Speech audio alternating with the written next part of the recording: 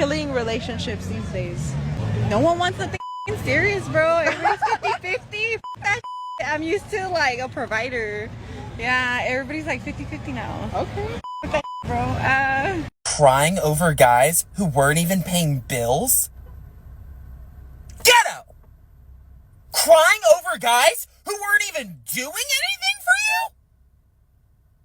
Tacky! Roast all you want, but accept that men are done with your entitlements. Women want men to be in provide mode. But when we criticize, which is a form of emasculation, a man will retract from providing to protect. And if it's a direct attack, like on your character, you're just like your father. Now he's protecting himself. And that's what brings out the worst in men, when they're protecting themselves, because it overrides their compelling desire to protect others. They're the smallest version of themselves, and they're protecting themselves. And they could shut down, right? They could withdraw, or they could attack. And women cause men to attack, and then we think that's who men are. Women cause men to withdraw, and we think, oh, you ghosted me, right? We have all these accusations after we've caused it. This is probably the only woman on the planet that understands accountability. This is amazing. Somebody has some? You got some, right? Yeah, I just feel like as we're not back in the days where men are providers. Exactly. Okay. You know what I'm saying? Parents don't pick our spouse. That's just not it. Okay. As far as like society nowadays, Okay. I feel like it should be equal. You think so? I do. Okay. Men should not be the only providers. All right. I disagree. Women should also bring something to the table. Okay. Because back then, yeah, men were providers, but Okay. women weren't allowed to have jobs. Okay, well, here's But the now thing. that we have jobs, I don't feel like men should be the only providers. Okay, how you feel and what should or could or would is one thing, but we got to deal with reality, what is. The reality is that women are biologically hardwired to want men that make more money than them and have more status than them. So you can say, yo, it shouldn't be this way, but we're all human and attraction isn't a choice.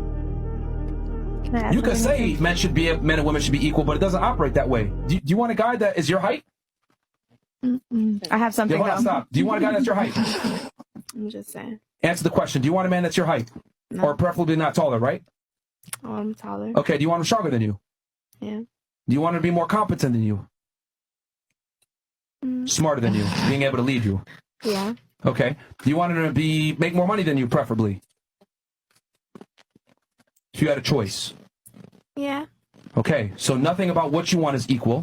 But that's what I want. That's not what I'm saying. But that's what all women want, is what I'm trying to say. You're not that special. All women have the same requirements of men. Typically, they'll look for the same traits.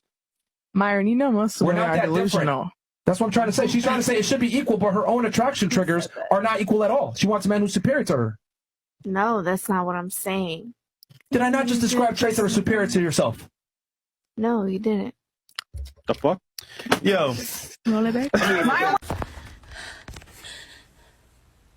Whoever fought for women to get jobs.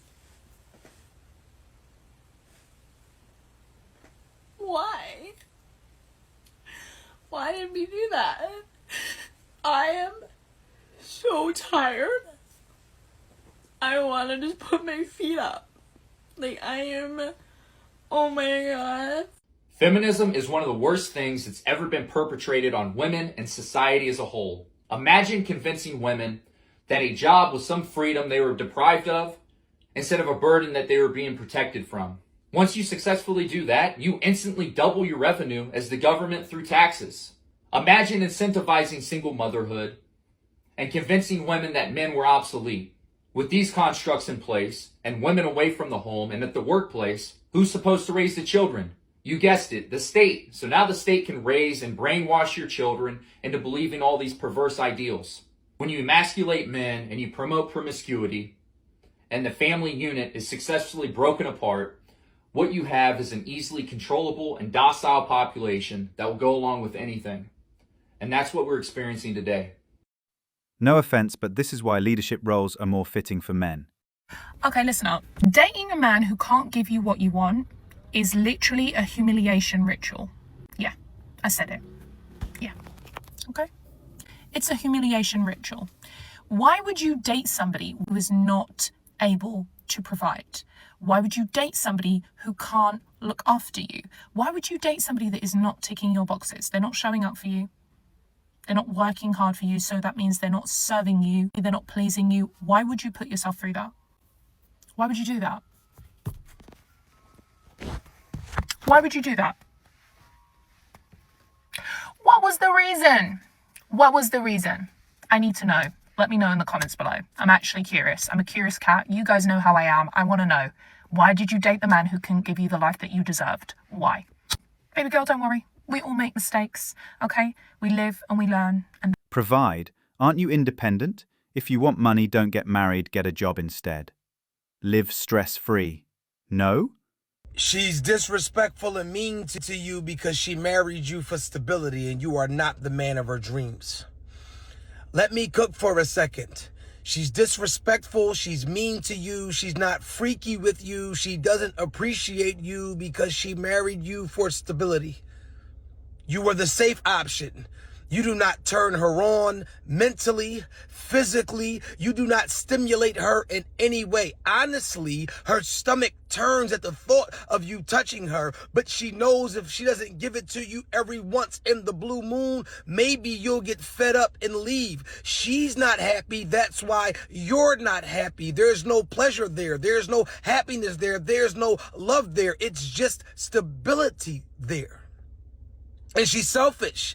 She's not going to leave you because she's not foolish. She doesn't want anybody else to have you. She's not going to let anybody else get the man that can pay all of her bills, love all of her children. But she does not want to really be there. So she's playing along to get along. If you are a man right now and you are paying all of the bills and you got to beg for sex, you got to beg for head, you got to beg for attention, you got to beg for affection, it's a good chance that you are the stability guy. You are not the satisfaction guy.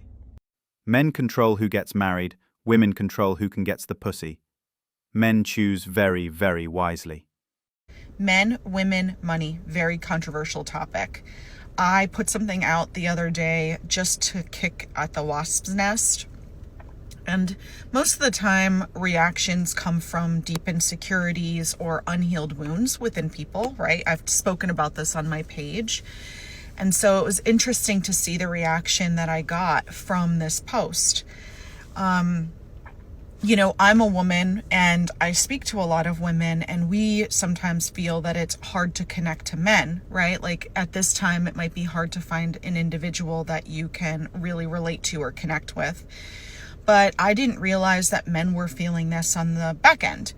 And it's sad to me how many men had put into these comments, which were hundreds of comments, that they would rather just like pay for sex or stay alone. And, you know, there's too much drama with women and there's too much expectation around money. There's a lot of anger, a lot of like frustration. And I didn't realize that it was going to be like that. I can see it from a woman's point of view because that's who I deal with all the time, right? But from a man's point of view, it was interesting to see the comments. And it's like deeply sad to me that so many individuals are struggling right now with connecting. And I think that most have lost hope with love. And that's the saddest thing ever, because like the highest energy, the deepest feeling, the most connected you could be is to be in love with somebody, in love with yourself. And it seems that so many people are avoiding it because they're afraid of getting hurt. They're afraid of judgment. They're afraid of being used. And so there's a lot of like unhealed trauma that needs to be worked on, I guess, in this world for us to start connecting again. It's interesting because I feel like people want to connect, but they're fearful of it. And they're so afraid of being used and getting hurt. And it keeps us disconnected instead of like gravitating towards each other. It seems like there's a miscommunication, and that sucks, because for me, I love love and I just want everyone to be happy and to feel fulfilled and feel understood and have their partner. And it just seems like so many people are disconnected from that. Stinks. Men are just tired of being used as a non-stop paycheck. That's it. No explanation can turn their bad experiences into good ones. All right, so somebody got to really make this make sense to me. And I'm not going to speak on all men because all men are not the same.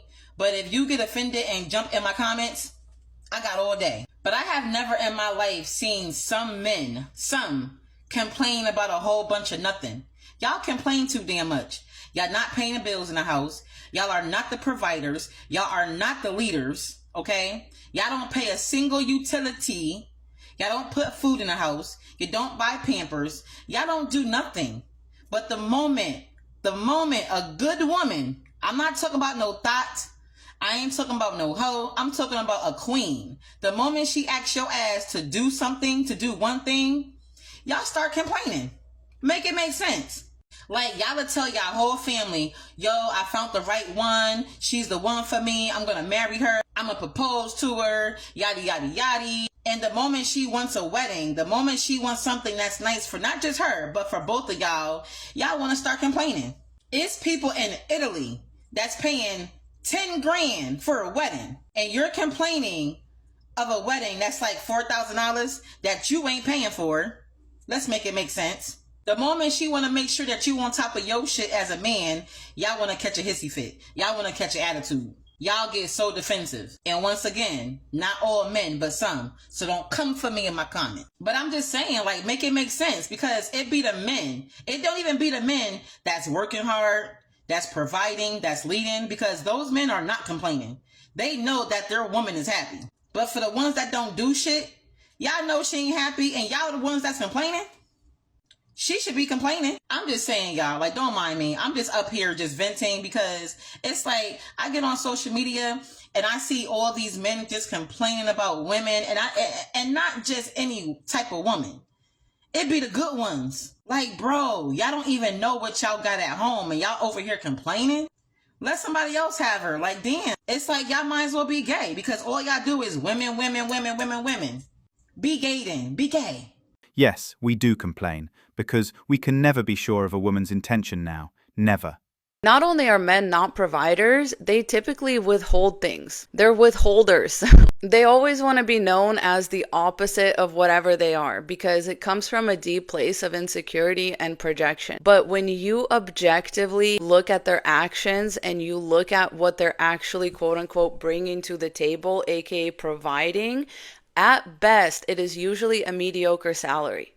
As a woman, typically when you get married, you get nothing more other than that because the man will withhold it from you for the rest of your life. At best, it will be used as bait on a string to keep you moving in whatever direction he wants to keep you moving. But most men withhold so many things from women, including expression of love. How many women do you know where it's like a big deal?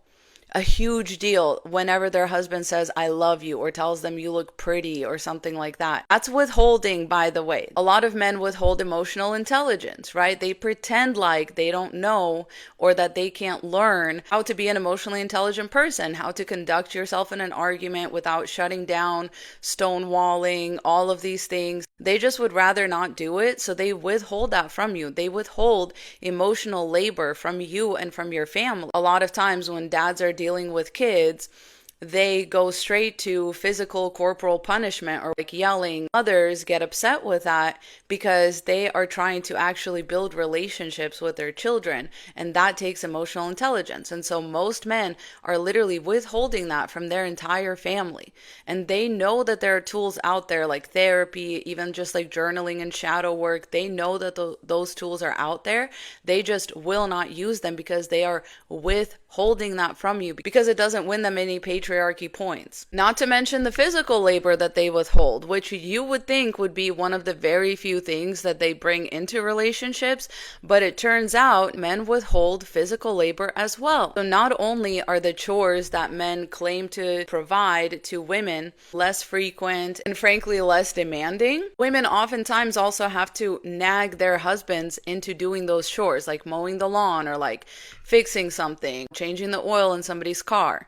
They say that that they do these things, and they love to threaten women with, who's going to change your car oil? Well, who's going to do this? It's like, not you. Especially, a couple years into marriage, like they just let their foot off the gas. They're withholding that physical labor from you. Why? Because they can. And when they're not withholding something from you, they're weaponizing it, right? We've heard all of these terms: weaponize incompetence, weaponize emotional intelligence, weaponize therapy speak. When they're not withholding something from you, they will find a way to weaponize it against you and make your life worse in a way that you can't quite complain about. Women have had to coin terms like weaponized blank to explain the type of gaslighting, shitty behavior that men will do instead of just contributing to your life, instead of just doing it right, instead of just taking the time to learn to do something. They will take the time to do it in a shitty way so that you don't ask them to do it again. Provider where? What are you providing? And so in reality, what most men end up providing to women is single motherhood, loneliness, autoimmune diseases, psychological effects, CPTSD, and they provide children that they don't take care of. They provide a mediocre salary where you still have to clip coupons before you go grocery shopping, where you can't afford things for your kids, and he doesn't help at home either. They will provide you a house that's falling apart. They'll get mad when you call somebody else to fix it or to do the work that he's not willing to do, because it was never about that. He could always do the work. He just wanted you to be miserable. He wanted to withhold something from you, because that's how men exercise control. And that's why, for me, the patriarchy always goes back to hoarding resources. Men had to figure out a way to withhold something big enough from women to force women into relationships where they could further withhold from them and just take advantage of them and just extract from them. So many times women will be like, oh, I broke up with my boyfriend, or I divorced my husband, and next thing you know, he's out here on Instagram posting his new girl, doing all of these things for her that he never did for me. And it's like, yeah, babe, that's because he withheld it from you. No, let's not blame it on, well, she was his dream girl and you weren't. It doesn't matter. They use this tactically. They weaponize this. Like I said, when they're not withholding, they're weaponizing. They're really just weaponizing their new woman against you. That's all that is. Using things that they have withheld from you in the past. When you really think about it, the provision is like a maybe 1 to 5% of what they do. The rest of how a man is going to treat you is going to be by withholding things from you. Skills he could have learned, things he could have said, love he could have shown, understanding that he could have learned to have, education, like educating himself on things. Most men, when they marry a woman, they don't expect forward progress after that on their part. They don't expect growth and change or any of that on their part. That's another thing that they withhold from you. They withhold their own growth and then blame you for it by saying, you knew I was like that when you married me. When really the point of life is to learn and grow. And that's something that they're not willing to do. And they do that shit at your expense, ladies. Please stay safe out there. I love you so much. Godspeed. Such a rant, damn. Yup, we insecure AF because we know we are getting dumped the minute our girl finds a better match or a better suitor ready to take her on. Don't women use sex as a bait all the damn time? The double standards are insane. No man wants his woman miserable. If only women understood, they brought this upon themselves. Thanks for watching Manhood. If you want access to exclusive episodes and want to support the channel, hit that join button and become a member. Don't forget to like, subscribe, and share this video if it hit home. Drop your stories and thoughts in the comments. We read everyone. See you tomorrow.